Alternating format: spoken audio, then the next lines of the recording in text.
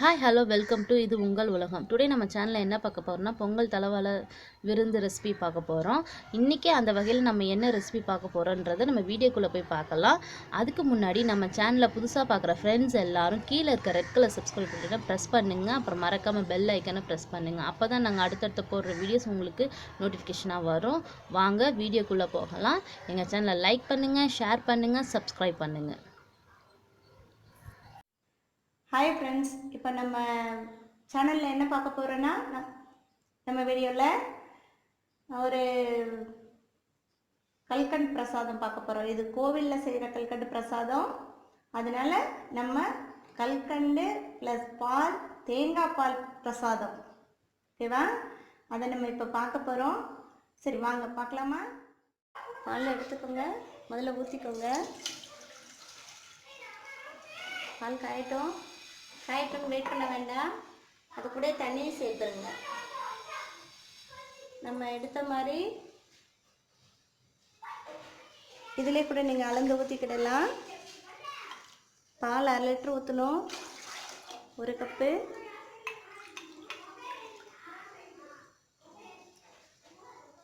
ரெண்டு கப்பு ஊற்றிருக்கிறோம். இன்னொரு கப்பு ஊற்றிக்கோங்க. 3 கப்பு ஊற்றிருக்கிறோம். நல்லா காயட்டும். காய்ஞ்சதுக்கப்புறம் அரிசி போட்டுக்கிடலாம். நல்லா பால் காய்ஞ்சோடனே அரிசி போட்டுருங்க. அது வரைக்கும் காயட்டும். இது நம்ம சாதாரண பால் ஊற்றி காய வைக்கிற மெத்தட் தானே? ஆமாப்பா. காய வச்சதுக்கப்புறம் நம்ம அதில் அரிசி போட போகிறோம். நல்லா சாதம் வெந்துடணும். சாதம் வேகாமல் இருக்கக்கூடாது. இந்த அளவு தண்ணிக்கு, அந்த 3 கப் தண்ணிக்கு அந்த 1/2 லிட்டர் பால் சரியாக இருக்கும். திருப்பி நம்ம எவ்வளோ இது கூட இன்னும் பால் ஊற்றினாலும் ஊற்றலாம், ப்ளஸ் ஊற்றக்கூடாது. ஊற்றாமல் நம்ம தேங்காய் காமிச்சோம் இல்லையா, அந்த தேங்காய் பாலை தான் நம்ம பால் எடுத்து ஊற்ற போகிறோம். அதையும் நம்ம இப்போ காட்டுவோம். சாதம் வேகட்டும். முதல்ல பால் காயட்டும்.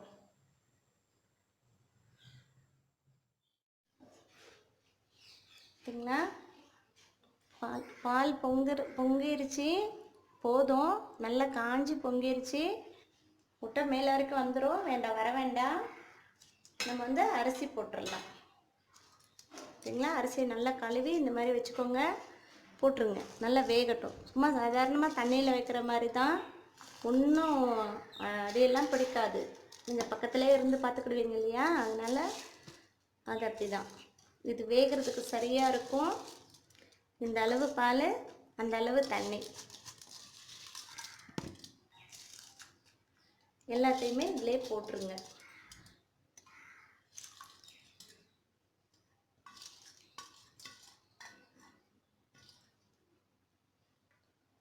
நல்லா கொஞ்சம் வேகட்டும். நான் இப்போ தீயை குறைச்சி வச்சுருக்கேன். இனிமேட்டு கொஞ்சம் கூட்டிக்கோங்க. நீங்கள் செய்யும்போது ரொம்ப ரொம்ப டேஸ்டியாக இருக்குங்க.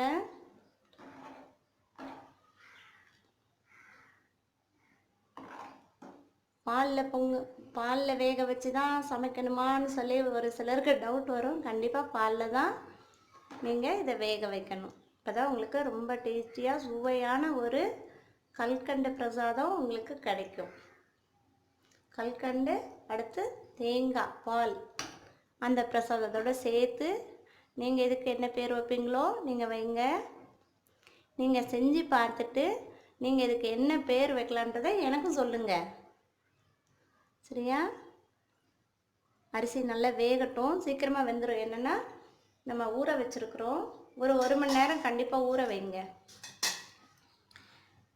நீங்கள் சாப்பாடே வீட்டில் செய்யணுன்னா கூட அரிசியை நல்லா கழுவிட்டு ஒரு 1 மணி நேரம் கண்டிப்பாக நீங்கள் ஊற வச்சிங்கன்னா சாப்பாடு நல்லா மெதுவாக அடுத்த நாள் கூட நல்லா இருக்கும். சாப்பாடு ரொம்ப டேஸ்ட்டாகவும் இருக்கும். அப்படியே களைஞ்சி அப்படியே வைக்காதீங்க. கொஞ்சம் ஊற வச்சிட்டிங்கன்னா ரொம்பவே நல்லாயிருக்கும். சமைக்கிறதுக்கு 1 மணி நேரத்துக்கு முன்னாடி நீங்கள் ஊற வச்சுருங்க. ரொம்ப சாப்பாடு மெதுவாக இருக்கும். அது மாதிரி தான் இந்த அரிசியும் நம்ம நல்லா கழுவிட்டு ஒரு 1 மணி நேரம் ஊறின அரிசி சீக்கிரமாக வெந்துடும். பொங்க விடாமல் பார்த்துக்கோங்க. பொங்காது. கொஞ்சம் மீடியம் தீயில் வச்சிங்கன்னா பார்த்தீங்களா நல்லா தலை தலைன்னு கொதிக்குது, மேலே வராது. நீங்கள் கொஞ்சம் இது இந்த முதல் தீயிலேருந்து அடுத்த தீக்கு கொஞ்சம் குறைச்சிக்கோங்க. நல்லா உள்ளடங்கி வேகும். ஒரு ஒரு கொஞ்ச நேரத்துக்கு ஒரு தடவை சும்மா அடியில் இப்படி கிளறி விட்டுக்கோங்க. ஒட்டெல்லாம் செய்யாது. நல்லா சாதமானதுக்கப்புறம்தான் நீங்கள் ரொம்ப பக்குவமாக பார்த்துக்கிடணும். ஓகேவா? பார்த்தீங்களா இப்போவே நல்லா கொஞ்சம் வெந்து வேகிற மாதிரி அது பக்குவத்துக்கு வந்துருச்சு. இன்னொரு 10 நிமிஷத்தில் நல்லா உங்களுக்கு வெந்துடும். 10 நிமிஷத்தில் வெந்துருச்சுன்னு நீங்கள் அடுத்தடுத்து எல்லாத்தையும் போட்டுறாதீங்க. சாதம் வந்து நல்லா வேகணும். நல்லா மசிய எப்படி ஒரு குட்டி குழந்தைங்களுக்கு சாப்பாடு கொடுப்போம் பார்த்தீங்களா, அந்த மாதிரி வேகணும். வெந்ததுக்கப்புறம் தான் நீங்கள் வந்து தேங்காய் பால் அதில் நம்ம சேர்க்க போகிறோம். 1 பால் 2 பால்னு எடுக்காதீங்க, ஒரேடியாக ஒரே பாலாக தான் எடுக்கணும். நல்லா திக்காக எடுத்துக்கிடணும். எடுத்துட்டு நம்ம இதில் சாதம் வெந்ததுக்கப்புறம் தான் அதை ஊற்ற போகிறோம். கண்டிப்பாக ஒரு தேங்காயை எடுத்து பால் எடுத்துக்கிடணும். சரியா? நீங்கள் இதை செஞ்சு பாருங்கள். பார்த்தீங்கன்னா நல்ல ஒரு முக்காப்பை தான் வந்திருக்கு. இன்னும் கொஞ்சம் நேரம் தான் வேகணும். இந்த மாதிரி நல்லா வேகட்டும். சாதம் பார்த்தீங்களா நல்லா மேலேயே வராத நல்லா உள்ளவே கொதிச்சு உள்ளவே இருக்குது. இந்த மாதிரி ஒரு அகலமான பாத்திரத்தில் வச்சுக்கோங்க. இல்லை உங்கள் வீட்டில் ஒரு சின்ன குட்டி பொங்க பானை இருந்ததுன்னா கூட அந்த பொங்க பானையில் வச்சுக்கோங்க. நீங்கள் இதுக்கு முன்னாடி இந்த மாதிரி இந்த பாத்திரத்தில் சமைச்சிங்களான்னு எனக்கு தெரியல. உங்கள் வீட்டில் இந்த மாதிரி பாத்திரம் இருந்ததுன்னா யூஸ் பண்ணாமல் வச்சுருப்பாங்க ஒரு சிலரெல்லாம், அந்த பித்தளை பாத்திரத்தை. அந்த மாதிரி இருந்தாலும் இந்த மாதிரி எடுத்து வச்சுக்கோங்க. இந்த மாதிரி செய்கிறதுக்கு வச்சுக்கோங்க. அதில் கலாய் பூசாமல் இருந்ததுன்னா அந்த உள்ள அந்த பாத்திரத்துக்குள்ளே ஒரு ஈய கலாய் பூசிட்டு தான் பித்தளை பாத்திரத்தை சமைக்கிறதுக்கு யூஸ் பண்ணணும். அதை ஞாபகம் வச்சுக்கோங்க. இது வந்து கலாய் பூசின பாத்திரம். இந்த சொல்கிறதுக்குலாம் இந்த மாதிரி ஒயிட் கலரில் இருக்கணும். சரிங்களா? நல்லா நம்மளுக்கு சாதம் இந்த மாதிரி இருக்கணும். நல்லா இப்போ குழஞ்சிருச்சு. இந்த பதம் வந்துடணும். நல்லா எப்படி ரொம்ப சின்ன பிள்ளைங்களுக்கு சாப்பாடு ஊட்டணும் பார்த்தீங்களா, இது மாதிரி இருக்கணும். சாதம் வந்து நல்லா வெந்துருச்சு. நல்லா அப்படி பார்த்திங்கன்னா நல்லா ஒரு சாதம் கூட தெரியாது. நல்லா மசிகிற மாதிரி இருக்கணும். நீங்களும் நல்லா கரண்டியை வச்சு நல்லா மசிச்சு விடுங்க. இப்போ வந்து நம்ம ஒரு தேங்காய் பால் இதில் ஊற்ற போகிறோம். இதில் ஃபுல்லாகவே தேங்காய் பால்ங்க. அதில் வந்து நம்ம வந்து அரைச்சி ஒரு தேங்காய் பால். இது எதுலேயுமே தண்ணி இவ்வளோ தான் தண்ணி கலக்கணும். ஒரே பால் பார்த்தீங்களா. இதில் நம்ம இதில் சேர்க்குறோம். இது ஃபுல் அண்ட் ஃபுல்லாக இதில் நல்லா அப்சர்வ் ஆகிடும். சாதம் ஃபுல்லாக இது எடுத்துக்கிடும். கொஞ்சம் கொஞ்சமாக ஊற்றி நல்லா இந்த சாதம் ஃபுல்லாக கிளறிக்கோங்க. அதுக்கப்புறமா நம்ம கல்கண்டு சேர்க்கலாம். இது எப்படி இருக்கோங்க, இந்த மாதிரி இருக்கணும். நல்லா சாதம் வந்து சாதமாகவே இருக்கக்கூடாது. நல்லா அப்படி ஒரு இது என்ன டெக்ஸ்சரில் இருக்குதுன்னு உங்களுக்கே தெரியும் பார்த்தீங்களா. நல்லா இருக்குது. இந்த பாப்பாங்களுக்கெல்லாம் சாதம் விட்டோம் பார்த்தீங்களா, குட்டி பாப்பாவுக்கு அந்த மாதிரி இருக்கணும். சாதமே தெரியக்கூடாது. நம்ம வந்து இப்போ கல்கண்டை சேர்த்துடலாம். கண்டிப்பாக இது 1 கப் கல்கண்டு தேவை. கல்கண்டு எவ்வளோ சீக்கிரத்தில் கரையுன்றது உங்களுக்கு தெரியும். அந்த அளவுக்கு மட்டும் இது அடுப்பில் இருந்தால் போதும். அதுக்கு மேலே வந்து நம்ம வச்சுருக்க தான் செய்யணும். நீங்கள் எவ்வளோ நேரம் வச்சுருக்கீங்களோ, எவ்வளோ நேரம் உங்களால் இதை பொறுமையாக செய்ய முடியுதோ அவ்வளோ இது டேஸ்ட் வந்துக்கிட்டே இருக்கும். இதுக்கு வந்து நான் வந்து எல்லாருக்கும் கிடைக்கிற அந்த பால் தான் யூஸ் பண்ணியிருக்கிறேன். நான் பாலோடைய பேர் சொல்லலை. உங்களுக்கு ஒரு வேளை பசும்பால் நல்லா கிடைக்கும், நீங்கள் இருக்க பகுதியில் பசும்பால் கிடைக்கும், நாங்கள் பசும்பால் யூஸ் பண்ணுவோம் அப்படின்னு கேட்டிங்கன்னா கண்டிப்பாக ரொம்ப நல்லா டேஸ்ட்டில் இருக்கும். பசும்பால் சேர்க்கும்போது நீங்கள் பசும்பால் சேர்த்துக்கலாம். இதை விட இன்னும் ஒரு 100 பால் சேர்த்துக்கலாம். நம்ம 1/2 லிட்டர் சொன்னோம் பார்த்தீங்களா, அதில் வந்து இன்னும் 100 பால் சேர்த்துக்கலாம். என்னென்னா பசும்பால் கொஞ்சம் தண்ணியாக இருந்த மாதிரி இருக்கும். அதனால் நீங்கள் அந்த மாதிரி சேர்த்துட்டு தண்ணியை குறைச்சிக்கலாம் பசும்பால் கிடைச்சா.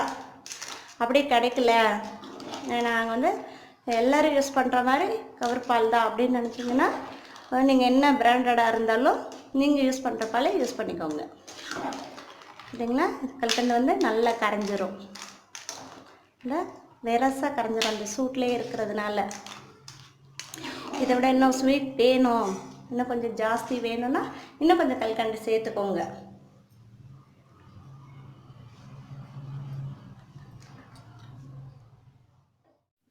ஓகே, வாங்க நம்ம வந்து முந்திரி திராட்சையை வறுத்துக்கிடலாம். வந்து இது காயட்டும். காஞ்ச உடனே நான் வந்து எனக்கு வந்து நெய்யை வந்து நாங்கள் வீட்லேயே உருக்குன நெய், அதனால் இது கொஞ்சம் உங்களுக்கு ஆயிலியாக இருக்கிற மாதிரி இருக்கும். நல்லா தீயை குறைச்சிக்கோங்க, இல்லைன்னா டபர்னு இதில் நெருப்பு வந்தாலும் வந்துடும் அந்த பாத்திரத்தில். நல்லா ஒரு 2 ஸ்பூன் நெய் எடுத்துருக்குறேன். இனிமேல் இதுக்கு பொங்கலுக்கு நெய் ஊற்றணும். நம்ம வந்து இப்போ முந்திரி திராட்சை வறுக்கிறதுக்கு தான் நம்ம எடுத்துருக்குறோம். நம்ம இப்போ காமிச்ச மாதிரி நம்ம பாதாமை இந்த பார்த்திங்களா தோல் உரித்து வச்சுருக்குறோம். அப்போ தான் உங்களுக்கு காமிச்சது முழு பாதாமாக காமிச்சோம். எப்போவுமே இதை வந்து நீங்கள் இப்படி உடச்சிட்டு போடனாலும் போடுங்க, இப்படி 2 2ஆக வந்துடும். பரவாயில்லைனாலும் பரவாயில்ல, நீங்கள் வந்து இப்படி எடுத்துக்கோங்க. இப்போ போட்டுட்டு இது நம்ம நல்லா வறுத்ததுக்கப்புறம் நல்லா உடச்சி தான் போட போகிறோம்.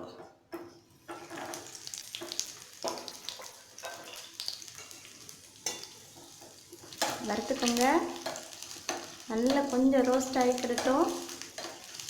அது கொஞ்சம் ஈரமாக இருக்கனால கொஞ்சம் நேரம் பிடிக்கும். இதோடய சேர்த்து நம்ம முந்திரியும் போட்டுக்கிடலாம்.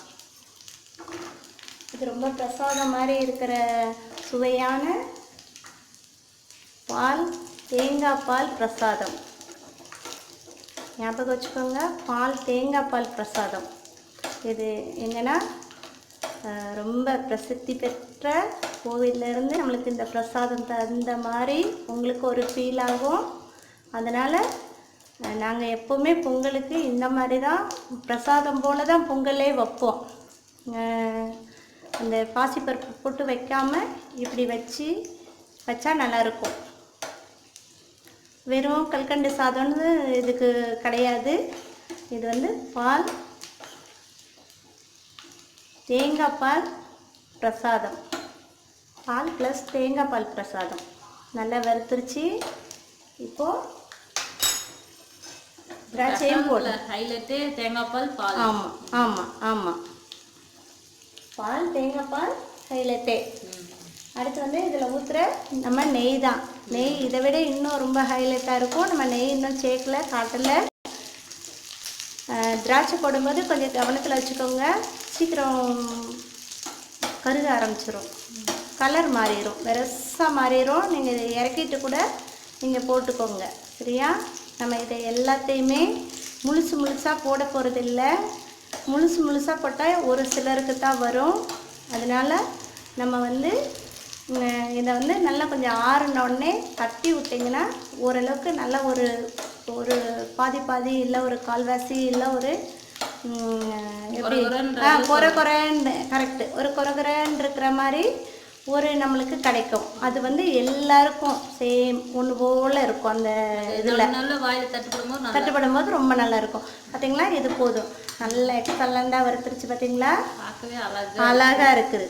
அந்த மாதிரி தான் நல்லா அழகாக அப்படி இருக்கிற மாதிரி ஒன்று கூட. பார்த்தீங்களா? நல்ல கல்கண்டு எல்லாத்துலேயும் ஃபுல்லாக ஒரு கல்கண்டு கூட இல்லை. நீங்கள் வந்து கல்கண்டு கரையிறது வரைக்குமே நல்லா ஸ்லோவாக வச்சுட்டு இந்த மாதிரி வச்சுருங்க.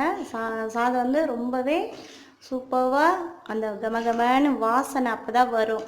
நீங்கள் அவசரமாக செஞ்சிங்கன்னா கண்டிப்பாக வேறு ஒரு டேஸ்ட் மாறிடும், வேறு ஒரு பக்குவத்துக்கு போயிடும். அந்த மாதிரி செய்ய முடியாது. இந்த சாதம் வந்து நல்லா இப்படி குலைவானதுக்கப்புறம் தீயை நீங்கள் கூட்டி வைக்க முடியாது. நீங்கள் நினச்சாலும் நீங்கள் வைக்க மாட்டீங்க.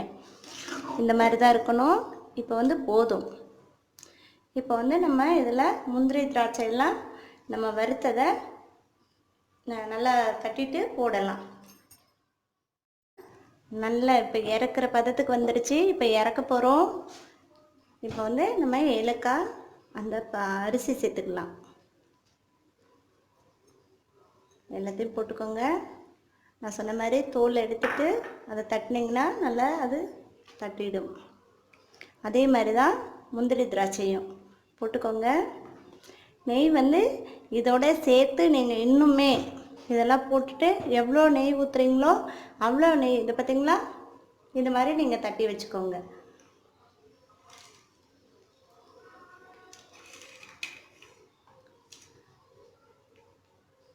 இந்த மாதிரி நல்லா கிண்டி விட்டுக்கோங்க. இப்போ வந்து நெய் வந்து நீங்கள் உங்களுக்கு எவ்வளோ விருப்பமோ அவ்வளோ நெய் இதில் சேர்த்துக்கோங்க. எப்போவுமே நெய்யை கொஞ்சம் முன்னாடியே ஊற்றிடாதீங்க. இறக்க போகிறதுக்கு கொஞ்சம் நேரத்துக்கு முன்னாடி ஊற்றுனீங்கன்னா அந்த நெய் வந்து இதிலே தான் இருக்கும். அந்த என்ன சொல்கிறது, அது உருகி நீங்கள் கிளற அந்த நெய் வந்து நல்ல வாசமாக, இல்லைன்னா இதுக்குள்ளே அப்சர்வ் ஆகிக்கிட்டே இருக்கும். சரி, நம்ம இப்போ நெய்யும் சேர்த்துடலாமா? நல்ல ஒரு பதத்துக்கு வந்துருச்சு.